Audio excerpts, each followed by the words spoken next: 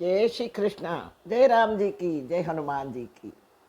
હા, ગઈકાલે મેંગલોરમાં સુંદરકાંડ કથાને વિરામ દીધો, પૂર્ણાહુતિ થઈ. પણ હનુમાનજીના જીવનમાંથી પ્રેરણા લેવા માટે જીવનનું પાનું લખવાનું શરૂ કરી દઈએ.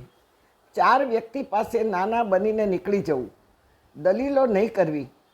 એક તો દંભી, કાંઈ કહેવા જેવું ન હોય, પ્રેરણા લેવા જેવું પણ ન હોય, અને છતાંય પોતે પોતાને શ્રેષ્ઠ જ માને.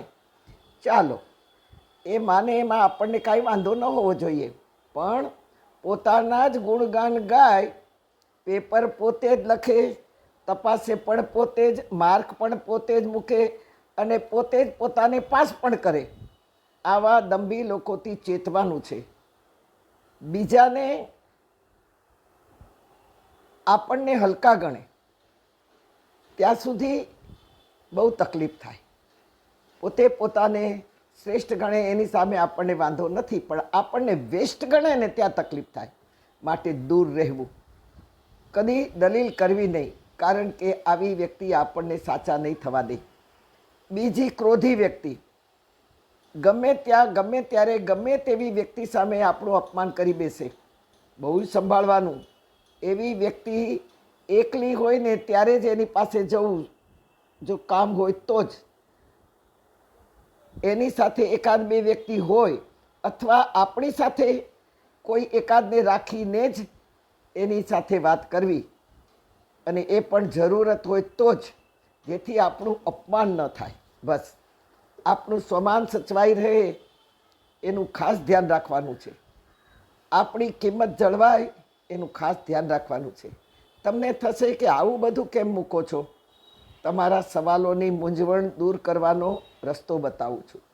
મને કેટલાય સવાલો આવે છે, પ્રશ્નો આવે છે, માં આનો જવાબ દેજો. આવું તો ઘણાના જીવનમાં થતું હશે. તમારા સવાલો, અમારા સવાલોથી, તમારા જવાબોથી અમને બહુ જ રાહત મળે છે. જીવવાનું એક જરિયો મળી જાય છે, અને નક્કી જ કરીએ છીએ કે જેમ તમે રસ્તો બતાવો છો એમ જ જીવવું. આવું કંઈ કેટલા લોકો લખે છે સવાલોના જવાબો સાંભળીને. અને યાદ રાખજો મારા પરિવારજનો, જો ખુશી આનંદ ગુમાવવો ન હોય તો આવી વ્યક્તિથી દૂર જ રહેવું. જાવું ક્યાં? ઘરમાં જ હોય બધા. ક્યાં જાવું?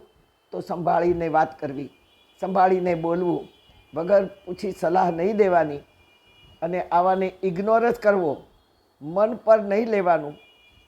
તો સામે એમને જ મૂંઝારો થશે કે આટલું કહું છું, કરું છું, ઇગ્નોર કરું છું, અને છતાંય એમના મન પર તો કોઈ અસર જ નથી.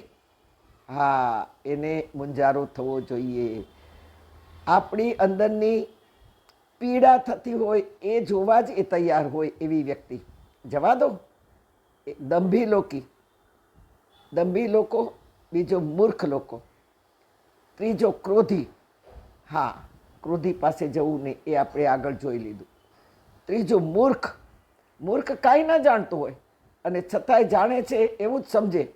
મૂર્ખ હંમેશા દલીલો જ કરશે, માથાકૂટ બહુ કરશે, વળી આપણને બોલવા જ નહીં દે. હા, ત્યાં નમતું મૂકી દો. હા ભાઈ, તું કે તેમ બરાબર. દલીલો ટાળવી, ખસી જવું. હા, માનવું કે આપણા વિચારો સાથે આ વ્યક્તિ ફિટ નથી બેસતો, ત્યાંથી નમીને નીકળી જવું. હા, નમી જવાનું એટલે પગે નહીં લાગવાનું, એના પગ તો પકડવાના જ નહીં, પણ એટલું જરૂર કહેવાનું કે ભાઈ તું તારી રીતે સાચો, હું મારી રીતે સાચો. વાત પૂરી કર. હનુમાનજીએ આ શીખવ્યું છે. હનુમાનજીનું જીવન યજ્ઞ છે. કેવા સુરસામાંથી સરકીને નીકળી ગયા, કેટલું મૈનાક પાસેથી પણ સરકીને નીકળી ગયા, દંભી પાસેથી ઉલટું સ્પર્શ કરીને નીકળ્યા કે ભાઈ મને જરાય સમય નથી, રામકાજ કરીને આવું, પછી દેખા જાયગા. સુરસાના મોઢામાંથી નીકળી ગયા. જો આવું થવું જોઈએ આપણા જીવનમાં, પણ પ્રભુ રામ કાર્યમાં હનુમાન પોતાના શ્વાસોશ્વાસની આહુતિ આપી છે. વિચારીએ કે એક બાજુ સત્સંગમાં જવાનું છે, તો સામે 2 દિવસમાં સેલ છે ને શોપિંગમાં જવાનું છે. બસ દિલને પૂછો આપણે ક્યાં જઈશું? તેથી લંકિની કહે છે, લંકિની સલાહ સૂચન શા માટે આપે છે? કારણ કે લંકિનીનું કંઈ ચાલ્યું નહીં.